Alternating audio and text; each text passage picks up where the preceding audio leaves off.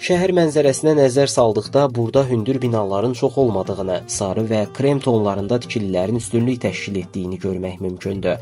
Küçələrdə insan və avtomobil sıxlığı yoxdur, çünki əhali sayı azdır. Küveytin ən məşhur memarlıq nümunələrindən biri isə su qüllələridir. 1970-ci illərdə inşa edilən bu qüllələr Körfəz müharibəsində İraq tərəfindən zədələnib. 1992-ci ildə isə təmir edilərək yenidən ölkənin simvollarından birinə çevrilmişdir.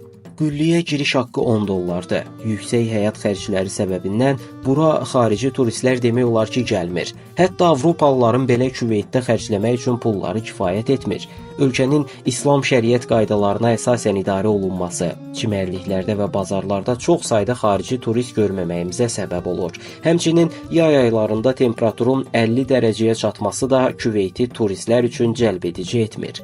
Səhrada yaşayan bədəvilər susuzluqdan qorunmaq üçün təzə dəvə südü içirlər.